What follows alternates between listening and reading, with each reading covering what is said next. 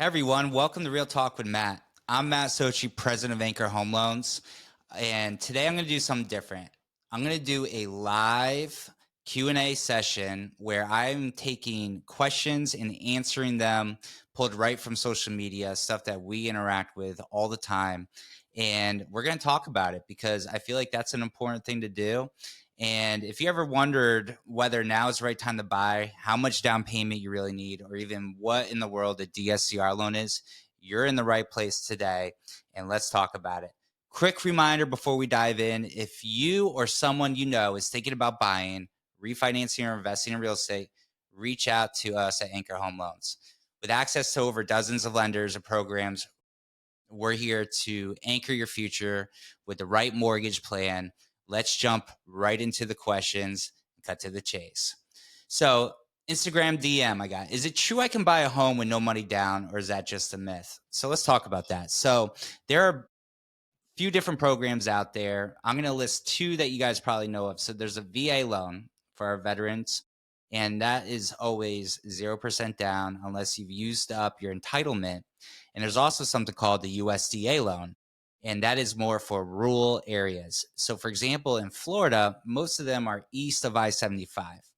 Um, they have different restrictions on those type of loans, and obviously VA loans, you have to be a veteran and have done your service in the military to get that. But those are great programs that 0% down as long as you could qualify. Now, there are other programs out there, and a big one in Florida is our Hometown Heroes. So if you're a frontline worker, EMT, government, teacher, a medic, police officer, etc., then you would qualify for a 5% grant, which is enough for your 0% down. We also have different Florida programs, like the Florida Bond Program, that gives you $10,000. And then with our lenders, we also have down payment assistance programs that can give you anywhere from 3.5 to 5% towards your down payment. So, yes, there are programs, and it's not a myth. I always tell people though that if you have your own money down, you're always better going that route, just because you have more competition with different lenders with rates, and you're not stuck with one program, such as if you go to a bank or something like that. But yes, absolutely, we could definitely help with that. So there's a total myth that you don't need 20% down. Actually, on average, most of my buyers are not putting 20% down, even if they have it. So that's a good question. So from my Facebook group, what's the difference between a pre-qualified letter and a pre-approved letter? So I think that's a good thing. So a pre-qual is really just a quick estimate.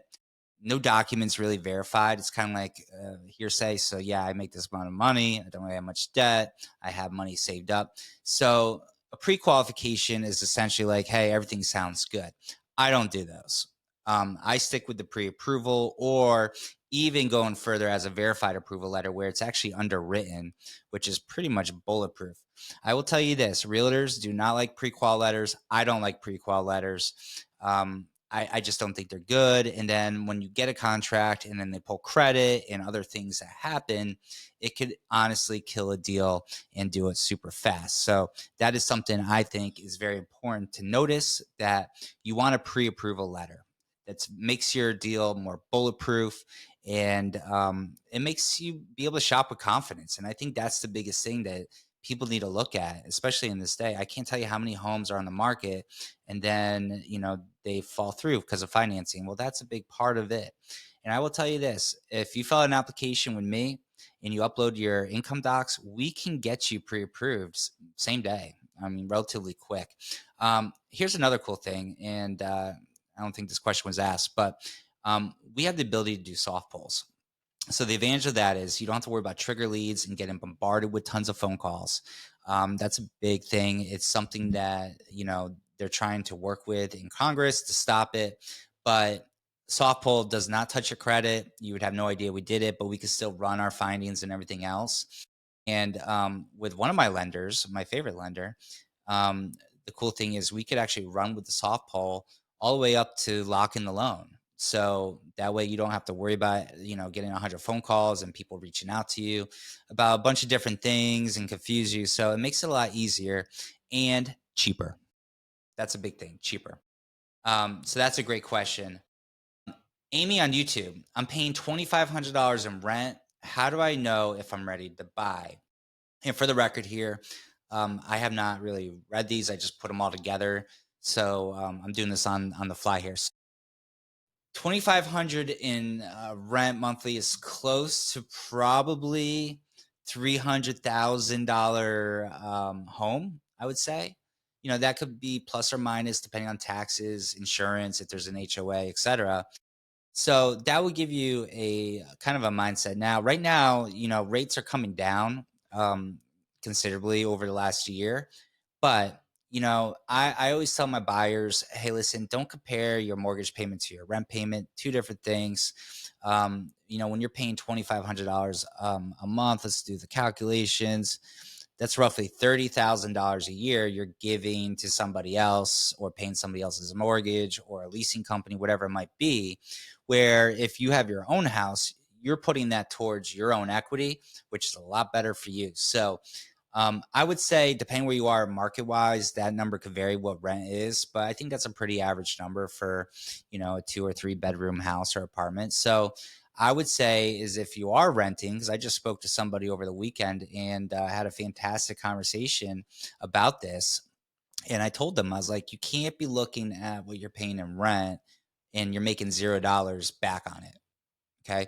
You got to be looking at what you're going to be putting into a home and even today at you know rates penning fives to sixes up to sevens. um, when rates get lower you could refinance and then that payment will be lower than what your rent is. So that's a great question, Amy. And I would say, you know, you want to build equity instead of throwing money away. We've all done there, we've all been there. That's the circle of life. But at the end of the day, with Anchor Home Loans, we'll run a free analysis to see what you could afford today. And then I work with you and your realtor to make sure that everything's in alignment and you're not like, whoa, or surprise. That's my commitment to every single buyer, whether it's a primary home, first time home buyer, an investment home. I work with a lot of investors doing short term rentals and stuff like that. And we're going to talk about that in the next question. TikTok. I don't go on there much, but I saw a question the other day. Can I use a DSCR loan if I want to buy an Airbnb or rental property? So, first of all, let's talk about DSCR. This was like a foreign term, you know, probably 3, 4 years ago. I had no clue what it was. I got into it. I do a lot of them. And so it's a debt service coverage ratio loan. What that means is for an investment property, we can qualify you based off the rental income on that property. That means we don't need your tax returns. We don't need income. You can make $0 a month on paper. It doesn't matter. As long as you got 20% down, you have at least probably 3 to 6 months reserves. That's excess money left over for the mortgage payment. We can help you. Okay. We can help you buy a home, but there's some other perks to this. So check this out. I have, me and my wife have a cabin up in Blue Ridge, Georgia, short term rental. Well, if I wanted to buy another property, let's just say around that area, and I didn't want to show income, I could actually do it based off of something called AirDNA, which is short term rental income that is based off, you know, direct bookings, VRBO, Airbnb, etc. And as long as your payment for the best terms and rates is less than what that rental income is, you qualify. Super easy. Now, it's also great, and I like to call this asset protection. So on these, and I have one lender that's really cool, is that we could actually close these in your EIN, so tax ID number, and the business, and it is 100% a business expense. You're the personal guarantor of that loan in case the business doesn't pay for it, but it's like not on your credit report. It's hidden. You don't have to worry about it. It's freaking awesome. And then you have asset protection because you don't have to worry about somebody suing you for everything you have. They can only come after that property. So think about that.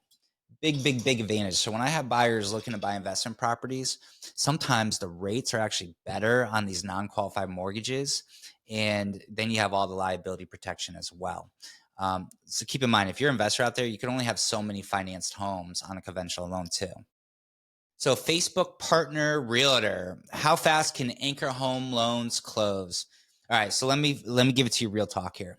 So since I've opened up my own company, Anchor Home Loans, I will tell you, we've had cleared closes as fast as 5 days. Our average is 10 days, so that's 2 weeks. Obviously, some things are a little bit more complex. They could take a little bit more time, depending if it's like a bank statement loan or something like that, or a profit and loss loan. But I would say the average is, in that 10-day window. Refinances, we had one could close in 4 days. It was bonkers. It was really awesome. So I will tell you this: I have trusted lenders, and I have great relationships with these lenders, and we get stuff done. And I will tell you this: my processor Jen is freaking amazing. She works on things so fast and efficiently that she runs circles around everybody. And it's amazing. And that's what sets Anchor Home Loans apart. I'm in these Facebook groups and people are like, oh, I've been pre approved and I'm under contract. And it's been like 30 days. I haven't even heard from my loan officer. I'm like, huh? How is that even possible?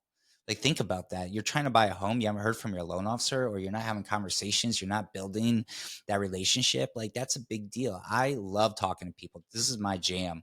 I love being on the phone. I'm on the phone all the time, every single day. And I love getting to know my clients. I love getting to know my clients so I can help them buy their dream home, their situation, their investment property, short term rental, vacation home, all those things. So just so you know, we could currently do loans in Florida and Texas. We're waiting on Georgia and Tennessee.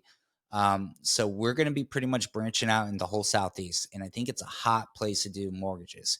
Um, as we talked about before above on those DSCR loans and even bank statement investment loans, pretty much do those. I think it's like 38 states.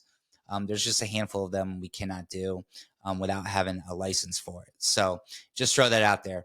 I will tell you this: winning deals. I had a great conversation yesterday with a realtor. Me and my good friend Chris Hussey, we had a client. I got him pre-approved extremely fast, and they've been looking for homes, and unfortunately, they have gone pending. But I had a great conversation with the listing agent, and I shared what I'm sharing now is that, hey, I'm a super communicator. My processor is a super communicator. But the biggest thing is we could close deals fast. She goes, this is exactly what I want to hear. And I told her, I was like, it's already underwritten. All we need is title insurance and appraisal, and we're done. And she's like blown away, flabbergasted over it. And I said, this is normal. It's a normal practice for us. We don't do things backwards. It doesn't make sense. I've done over 750 families or mortgages for 750 families in the last 6 years. Like, I know what works and what doesn't work. I promise you. All right, podcast. Rates are still high. Should I buy now or wait? This is my favorite topic. So I will tell you this, and I'll tell you a couple stories. Waiting it rarely pays off ever. Rates don't drop overnight. It's a slow train. When they go down low, then we get some news. They go back up, and like it's like a big graph of ups and downs, kind of like the stock market. But I will tell you this: realtors and other people out there, do not be mentioning things about the Fed rate cuts. I'll give you an example. So we priced in mortgage rates probably back in August for the federal rate cuts. So those are short-term rates. They're not the 10-year treasuries or mortgage-backed securities. Well, here's what happened. Everybody and their mother on Facebook and social media was like, oh, Fed cut rate 25 basis points. And it was like, rates are dropping. Guess what? Mortgage rates have gone up since then. All right. It's almost been a week. They've gone up. So think about that. Don't give out bad information. Unless you have an NMLS license number, zip it. There's no reason for you to be doing that. And then they talk to us and then we tell them the truth and like, well, my realtor said this. No, your realtor is incorrect. Period. Okay. Let's go back to the topic. So don't wait. We will help you make it work. And I'll give you the strategy on how to do that because there's so many incentives out there. I'm getting seller credits on almost all of our deals. I have one right now with $50,000 in seller credits. Not only are we buying down the rate, we are doing all the things, getting closing costs paid for, buying down the rate, doing a temporary rate buy down, all the things. It's like the best scenario. And I'll tell you the story about our house. We bought it when rates were like probably 3%. I couldn't go that route because I like to do non-qualified mortgages. I like to qualify with my bank statements. So I was at like 6 and I was like, all right, this kind of sucks. Waited for the right time, finished my taxes. I'm at 2%. Bingo. I saved $2,000 a month on my mortgage. I didn't care what the rate was when I bought the house. It was a good deal. It's what we wanted.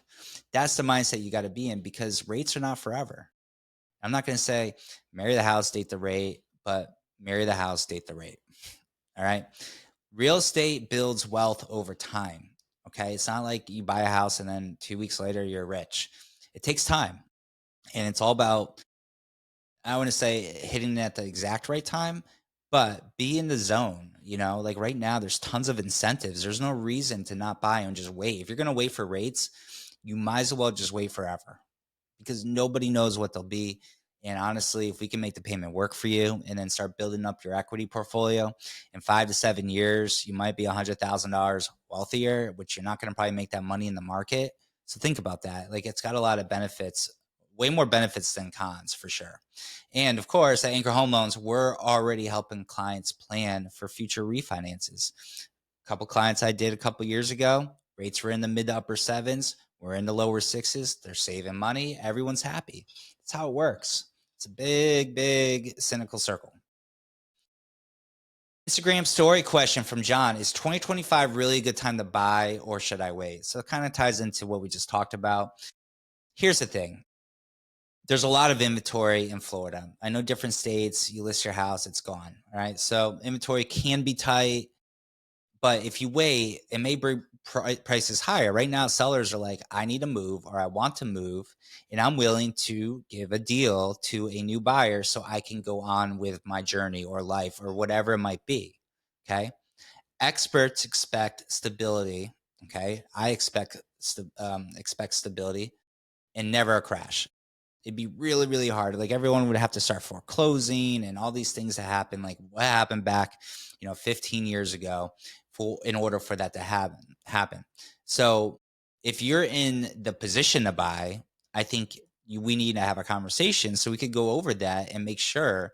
And with my leadership and skill sets that I've developed over the last 7 years doing this, I will let you know. And I tell people sometimes, like, maybe you should wait a little bit, or maybe we should work on your credit. But I do all those things. The path of home ownership, I've been talking about this for years. I have a whole series on YouTube about this. I can help you get to the point where you need to be 100% ready and confident to buy today. Facebook group, we talked about this, but somebody else asked, do I really need 20% down? I don't know if that's like an old myth that, grandparents were teaching us back in the day, because when I first bought, when I was 22, I was thinking the same thing. Oh, I don't have enough money down. So let's kind of go over. So FHA, you can do as low as 3.5% down qualifying. If your credit score is under 580, as low as 10% down qualifying. Conventional, if you're a first time home buyer, as low as 3% down. We have programs if you qualify for our conventional income based programs, as little as 1% down. VA and USDA, we talked about first. Those ones are 0% down or as low as 0% down. And 20% is only needed on a Fannie Mae, Freddie Mac conventional loan if you would like to avoid private mortgage insurance. So here's another thing. I had a client and they said, well, the rate's actually better if you put 15% down than 20% down. The mortgage insurance, because your credit's so good, is like $35 a month. All right. So mortgage insurance works off loan amounts, credit scores, credit history, a whole bunch of different factors. It's really not bad. But if you have like a 640 credit score and you put less than 20% down on conventional, probably going to get rocked a little bit. I'm just going to say it's going to be very expensive.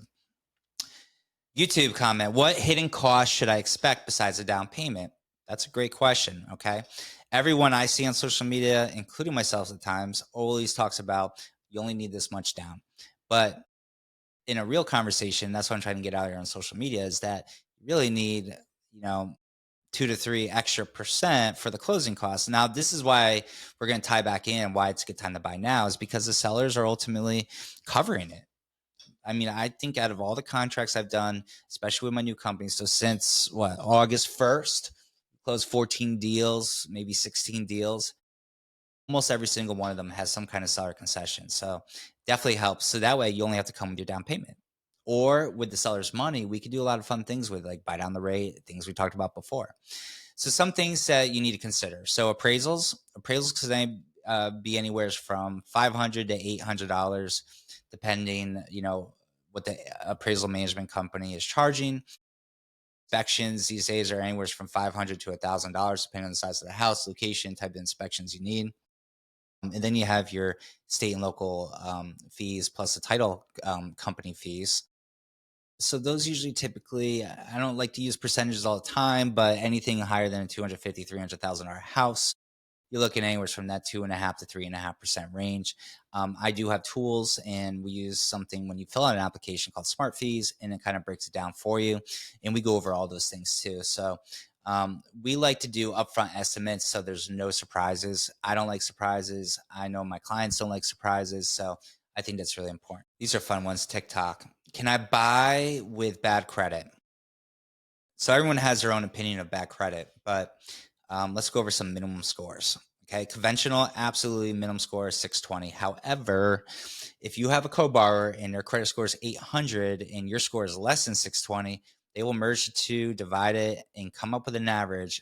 Your rate and all that will be based off the bottom, which is 620, but you could get increased approval odds by having a strong on the file. FHA with the normal as low as 3.5% down, qualifying.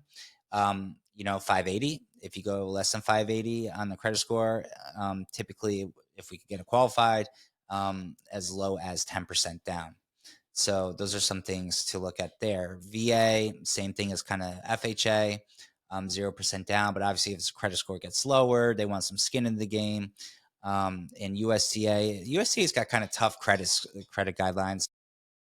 Typically, where I've seen them get accept eligible through Gus, which runs USCA, 640, 660 is really what you want. Sometimes it's a little finicky with that, and a low debt to income ratio. But at the end of the day, we look at your full profile, your income, debt, savings, credit, all those things, and make sure it looks good. And we want this to be bulletproof. A seamless experience is key.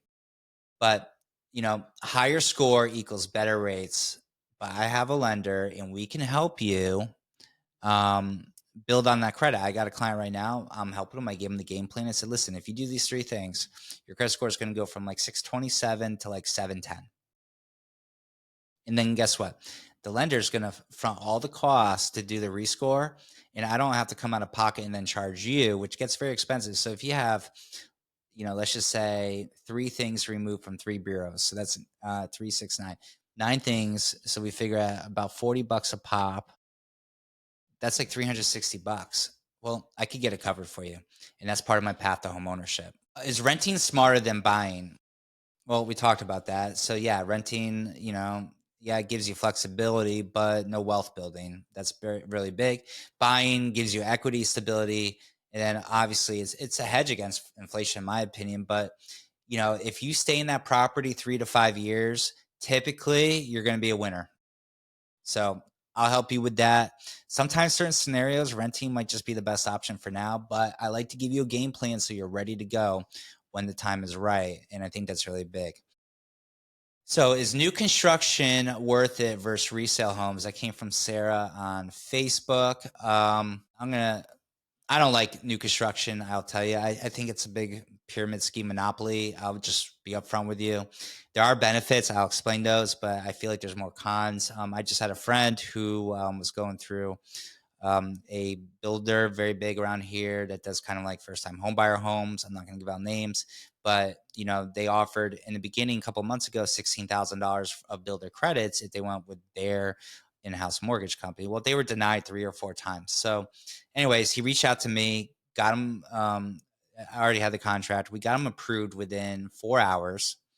And as soon as that company got wind of it, they went banana city and we can make it work after they gave him the whole tool around. So I will tell you, if you're going to build or buy new construction, I would really work with a realtor that can negotiate with you, that you can use any lender or mortgage broker that you would like to, so you have a better process. Because I will tell you, they will put you through the ringer. It's not going to be fun.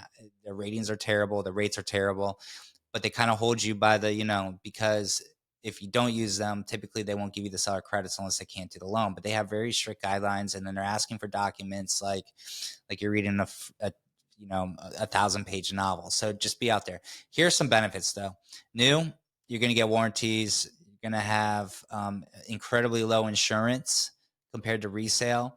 But I will tell you, you're going to have construction going on unless it's established. But resale, you get check out the neighborhood. It's established. You could wheel and deal a little bit more. You're dealing with a person and not a company. So There's both at the end of the day. But, if you have a strong realtor that can negotiate, and I have a couple out there, they don't care if it's Lennar, Pulte, Ron, whatever. They will fight for the seller credits and explain why, and we can usually get them. And sometimes even if not, like, it's just, you got to outweigh what their rate is compared to what we could do. Because sometimes if we're like 3/4 of a point less, that payment's pretty important. We'll go from there. So lots of good questions here. I don't want to do too much, but excuse me. Let's wrap it up. So that was our Q&A session. I think we hit about 12 questions. We tackled everything from down payment, DSCR, is now the right time to buy, renting versus owning. Listen, remember, I'm going to say this, and I feel like this is very important. Mortgages are not one size fits all. Mortgages are not one size fits all. Your plan needs to fit your goals, your budget, and your future. And that's what I tell everyone. And that's exactly what we do at Anchor Home Loans. We tailor a mortgage strategy that anchors you into the home or investment you've been dreaming of or that you want to have. And that way you're guaranteed to get the home unless something out of anybody's control happens. I just want you to know that. And I am passionate to get you to that finish line. Thank you so much for listening and tuning in. Don't forget, drop your questions or comments anytime, DM me. You could also join my Facebook group, Find Your Home Florida and Georgia group. I mean, it's turned into a lot of listings, but you could ask questions in there. And I'd be happy to answer your questions one-on-one or anything like that. And if we haven't worked together, reach out to me. There's lots of ways you can reach out to me. You can send me a DM, Matt Sochi. I'm on Instagram, Facebook, TikTok, all the things. You can send me a text message or a phone call, 239-666-5005. Call my business line, 866-245-2025. Or you can email me, Matt, with two T's, MATT, at anchorhl.com, or visit my website, www.anchorhl.com.